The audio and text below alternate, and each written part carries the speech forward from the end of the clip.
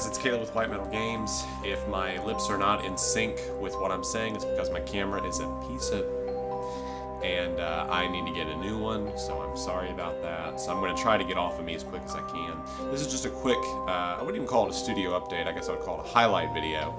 I recently completed a conversion on a Skarbrand figure. This is a figure I've never actually done before. I've done Bloodthirster conversions before, and some of them were counts as Skarbrand, but I've never done a figure that was just simply intended to be used as Skarbrand.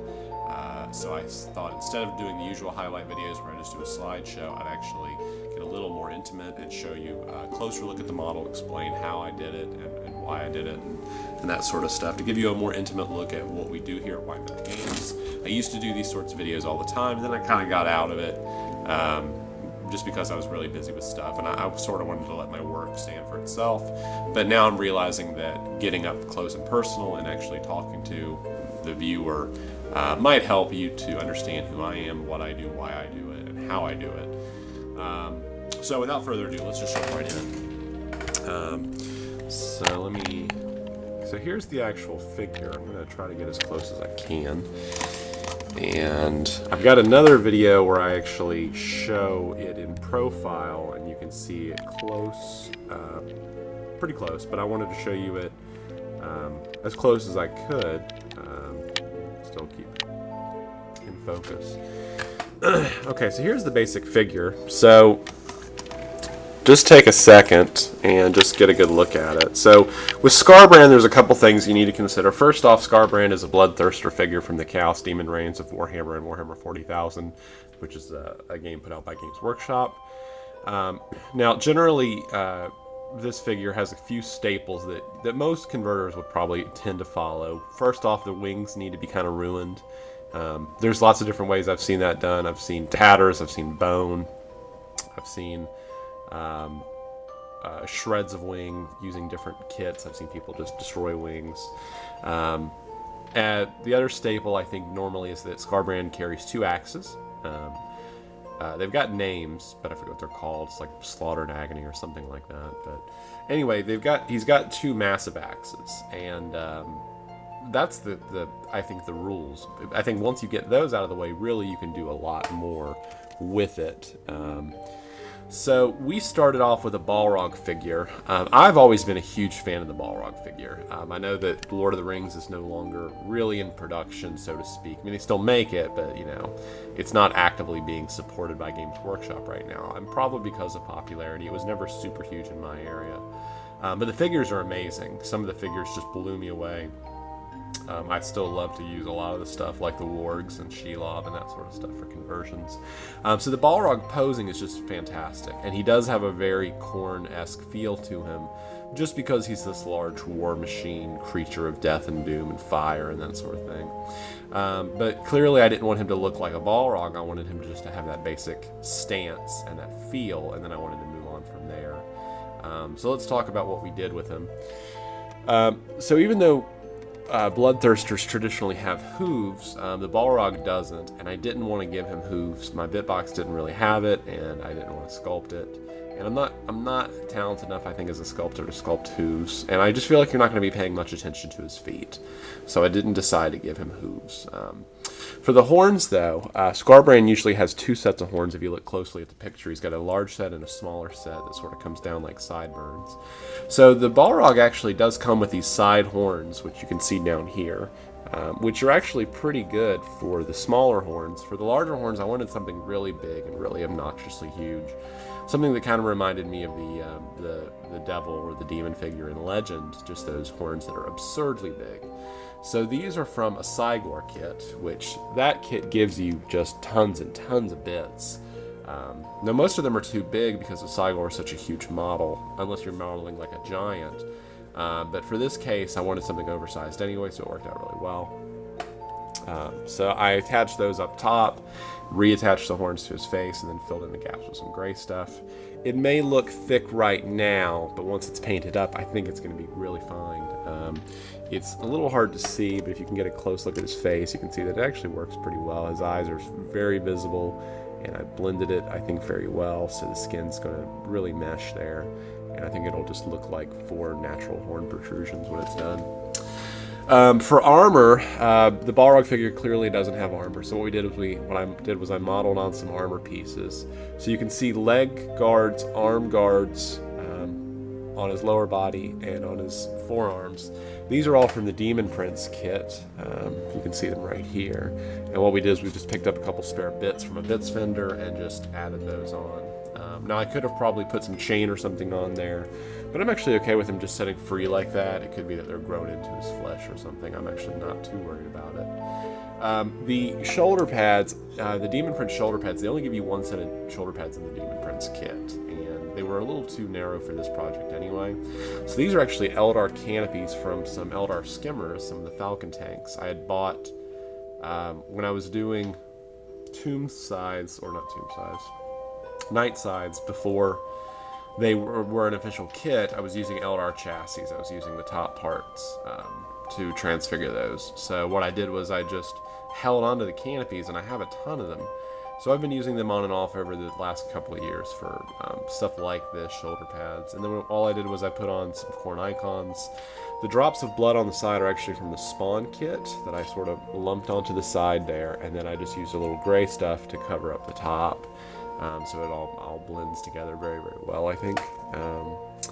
I could have sculpted blood individually, but the Spawn kit just has so many spares, and they're the right shape, they're the right size, and they just save time. And I'm always looking for ways to save time when I convert. So for the lower body, I actually did make him a breastplate, but it just didn't look good. It was just too big for his body, and I really thought it took away from the model, so I didn't use it. For the belt, what I did was I put some links of chain around his body, glued those in place, and then you can see that one GW chain there. What I did with that was I used a heat gun just to really lightly loosen it up and just to heat it up a little bit. And then I bent it around his body. It actually broke in the middle. I had to fuse it back with some plastic. And this, this little piece down here is actually from, I think a Mattel toy and action figure. One of their plastic cloaks that I used as a loincloth. The wings are from Subak-Na, which is a Heroscape miniature. Heroscape just has a really nice range of miniatures, and they're really cheap. So I pick it up at Subak-Na, and I use those wings all the time for just different projects. I like the look of them because they're kind of tattered and ruined. They don't have a ton of detail. They're certainly not as detailed as like a GW miniature, but the wings look nice, and I think they work really well for that image. The axes, so the right axe is actually a regular Demon Prince axe, and I took a second axe, I cut the back portion of it, and I took another axe blade and attached it there, and then I blended those together after I glued them in place. And I used plastic glue to fuse them and gave it a night to dry, came back and then did the gray stuff work, because with the plastic glue you just get a stronger bond. On the bottom side, it's actually not quite as well blended. It's a little bulkier, if you can look really close at that. But I think once it's painted, it'll be okay. So for the second axe, this was a little bit more challenging. I had originally come up with a different design. Originally, I had sort of handmade him an axe using some Cities of Death bits, and I had taken what looked like a large Imperial Aquila and put it onto the haft. The haft is actually the barrel from an autocannon, with a Chaos Gargoyle sprue head mounted at the bottom. You can see a little bit of trim there I need to clean up. Anyway, so I had originally done this massive head for the axe, which actually I used on the base, because I needed some base decoration, so you can see it right there. So it was from the Cities of Death kit. I had basically attached that to the haft and given it a back piece, and made it like this massive Imperial axe, like he had taken a piece, like he could almost like he had taken a street lamp or a street sign and was using that as an axe. And even though I liked it, all my models were destined to sell. So I was afraid that a client would not like it. So I ultimately decided to go with something a little more traditional. So this is a corn icon that I sculpted into place. So what I did was I cut out the inside of the barrel with a hobby knife, and then I glued this in place almost the same way you would like an actual traditional crude tool, where you would put it into the haft, and then I used gray stuff to go over that.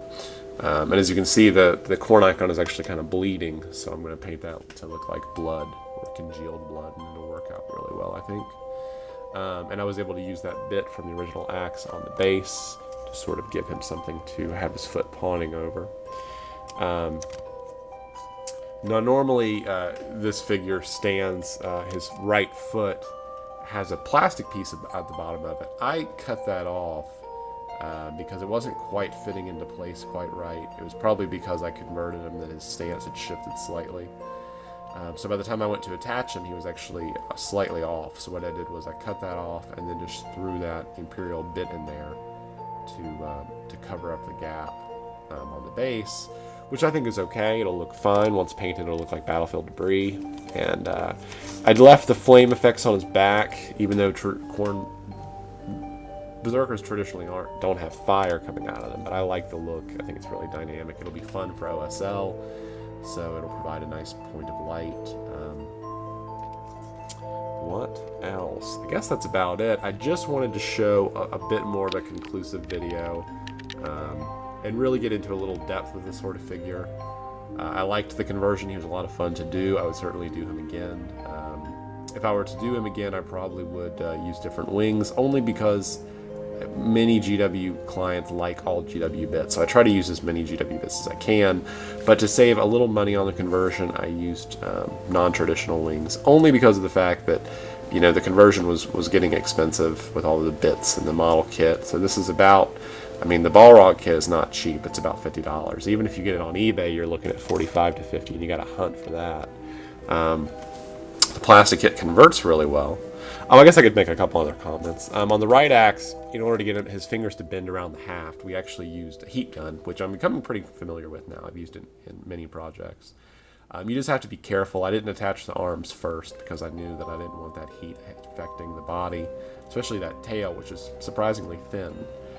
And then on the shoulders, we actually built these up in stages. You can see, if you look really closely, that we actually did quite a bit of sculpting work for the musculature.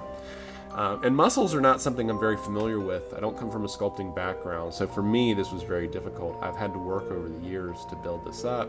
I previously just did gap filling, and I really didn't do much sculpting at all, and I sort of moved up to stuff like hair and chainmail. And finally I'm starting to feel a little more comfortable, so now I'm comfortable doing stuff like some musculature. So what I did was, the first time around, I just filled the gap, I let that dry, and then I started to build up some general musculature. And what I did was I pulled off small strips, and I just literally took, like, I guess you might call them like hot dog weenies of gray stuff, attached them, and then I blended them all in together to make it look like these large pockets of muscle. And they're huge. It's almost cartoony how big they are. And the biggest problem I ran into is when I started to put the front arms back on, and actually the muscles were so big they didn't fit. So I actually had to push that back a little bit and then resculpt it. The gray stuff I use takes hours and hours to set, so you have plenty of work time. I had about 4 hours of work time. Well, about 2 hours really. But anyway, regardless. So that was my first attempt to do some really nice musculature, and I think it really helped out the mini. I think it just gives him that nice look, that he's just this giant hulking beast. And if you compare him to, let's say, a Space Marine, you can really see the scale here. He's just massive. He will crush this guy.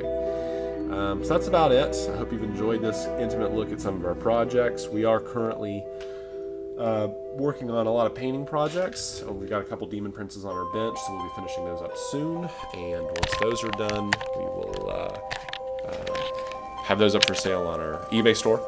So be sure to check us out there. Check out our website at whitemetalgames.com, and you can also check out our gallery, peruse all of our images. We've been uploading images for the last few months, and there's still plenty more to go, but we've gotten all the Tyranid gallery stuff up, all the Chaos gallery stuff up. We still have to do our individual artist galleries, and we have to do all of our Imperial Man stuff, like our Space Wolves and Space Marine stuff. But we've done quite a bit of our gallery uploading. You can also check out our store. There's links to it from our webpage, and links to our YouTube videos from our webpage. So just check us out. So until next time, put your minis where your mouth is.